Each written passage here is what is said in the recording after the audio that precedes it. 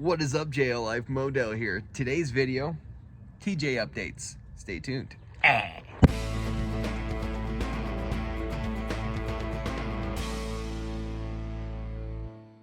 So guys, I finally got to take the TJ off-road down in Socorro last weekend. It did amazing.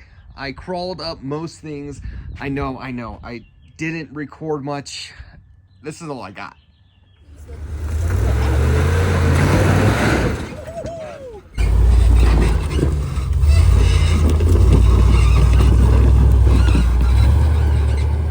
And a couple cool photos.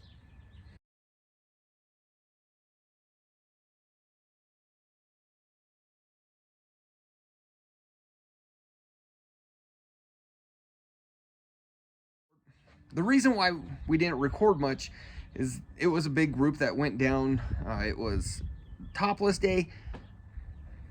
No, not this type, the Jeep being topless. Anyways, there was just a lot of people there. It gets difficult filming, getting down, running, recording. Takes time, and when you got a long line of people trying to all do things, it just makes it hard. So we didn't record. I kind of regret it because there were some really cool things that the TJ did. In its grand success, there were some issues that came up, and we're going to talk about them. So I had 4 main issues that need to be resolved before I go off-roading again. And the only way you learn stuff like that is by taking it off-road and pushing it. So the first issue I was starting to experience was overheating. Looking under the hood, of course it has the engine fan, but it doesn't have an electric fan with a shroud on it. Unfortunately, the motor was not happy. It was overheating. I had to shut it down, pop the hood a couple times on the trail. Obviously, you don't want an overheated motor because you can start messing up your motor, and we didn't want that to happen. But so the way I plan on addressing that is buying an electric fan, getting it installed. And so the fan I'm thinking about going with is a Durali. They are not cheap. But the way I look at it, there's some things you can cheap out on, there's some things you can't. And as far as me not wanting my motor to overheat, this is one of those things I'm not going to cheap on. The next issue I had were the tires. So Socorro is known for having sharp, jagged rocks. That's not new, but it was filleting my Mickey Thompsons, chunking them.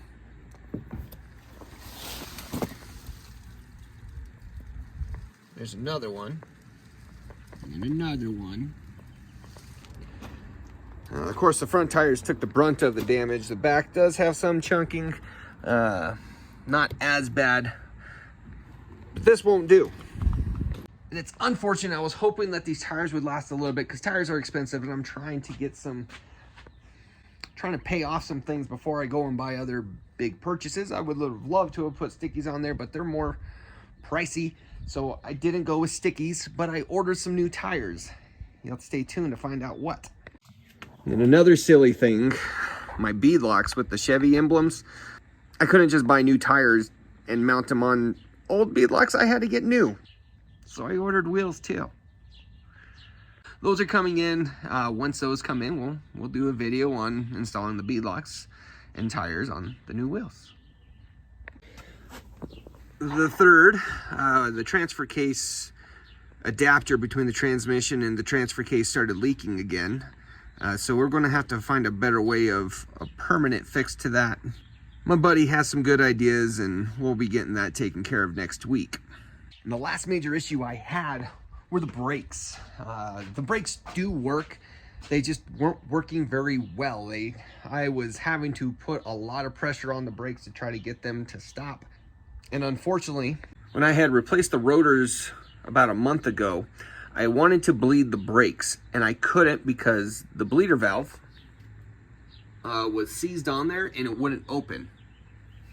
So I was planning on just trying to run it as long as I could, but brakes are important, especially when you're in the middle of a climb. There's a couple times I was trying to back up and I just went back. Had a couple of tippy moments. I thought I was going to roll. Granted, I'm used to the JL for off-roading, but this, again, did really well. I didn't roll it. So I was on Rough Stuff this morning, and they actually have replacement calipers on sale today, and I got both of them for 80 bucks. Those are on the way. And doing some research on the TJ, another thing we're going to be upgrading is the master cylinder. From what I understand is that you can buy the Ram 3500 master cylinder and it bolts straight into this and gives you a significant braking boost than the stock TJ. So I ordered that too. Yeah. Now the front calipers, I was having an issue with this front driver more specifically. And with this front driver, the piston wasn't releasing all the way and it was causing a squeal. I figure since I'm already replacing the master cylinder to back calipers, I'm going to be replacing these calipers too. I just got to find out what they go to and order some. My shock tower's cracking. And there too. And one more thing happened, and I have no idea how it did. I crushed a fender. The damnedest thing, because I don't remember that happening. And granted, I wasn't even planning on keeping the fenders. I was going to delete them for something tighter. Barnes 4-wheel drive actually came out with some really cool tube fender ones that I was planning on doing. Misty didn't like that idea. She says that you can't get rid of the fenders. That's iconic for the TJ. So I guess I just subconsciously crushed it. So now that I have to delete it. And another thing I do want to replace is this winch. Yes, it works, but not how it should. I don't know. It's old and busted. I want some fresh hotness. My PSC box is leaking off of the pitman arm.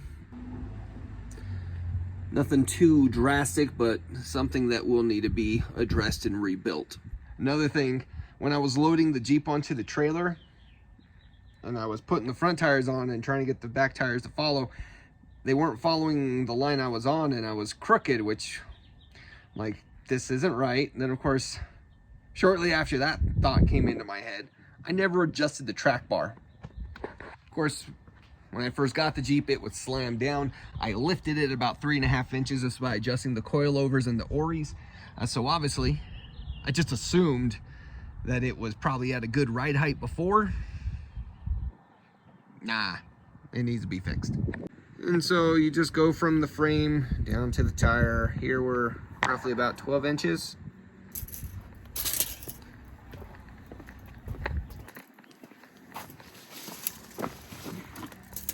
And here we're at about 13.5. So I'm gonna adjust the track bar today. And as I was under the Jeep, I did notice some other sloppy work. Whoever did it, let me show you. So the truss, if you can see, let me get underneath it here. There we go. Much better view of it. It's cracking due to whoever wanted to put this on just loaded the weld in there rather than just trying to make another bracket and bridging it all together. Like there's times where sure you can get away with doing that. Something like a truss, nah. What is you doing, guy? So the best way to go ahead and do this is to jack up the axle on both sides, put it on jack stands just to suspend the tires, loosen the jam nuts, and adjust it.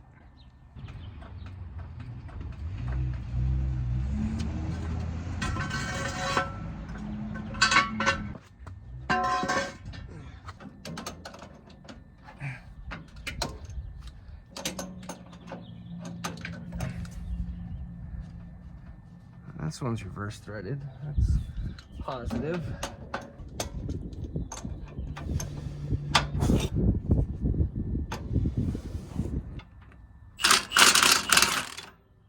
I don't know why I'm using the swivel. It is not needed.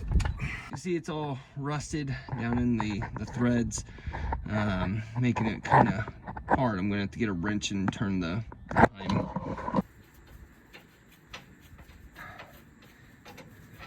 No, I've had some, thank you. Thank you for checking. Gonna go through, clean up the rust so I can put some anti-seize, so it does better.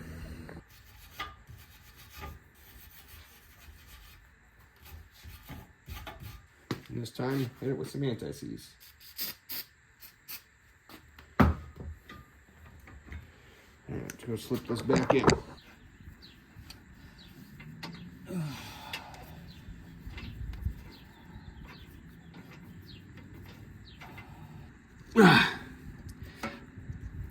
Ooh, yeah.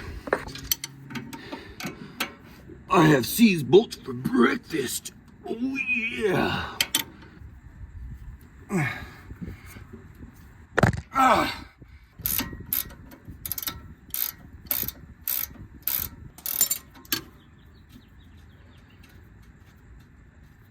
Sticking a punch through the eyelet. It's gonna make this a little bit easier.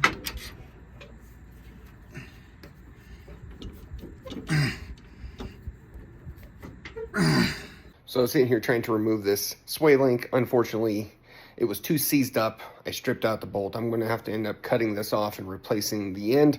I'll do that in a different time. The problem I'm having is I can't, it just isn't screwing in anymore, so.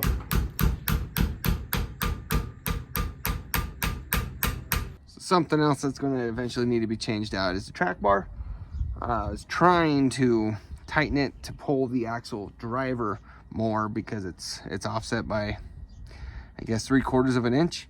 I couldn't because it was just bottoming out, so I got to get something a little shorter or more adjustability to it. In the meantime, I'm just going to continue to run it. So what ended up happening with that track bar is that the bar was hollow, but once I bottomed out to the end of the threads, it wouldn't turn in anymore. So I'm either going to have to lift the Jeep higher, which I'm apprehensive of doing, or get a slightly shorter track bar, but whatevs. I'm in the process of installing beadlocks and getting new tires for the TJ. More on those coming soon. But guys, thank you for watching. Remember to like, comment, subscribe, and share. Till the next one, y'all, keep it easy.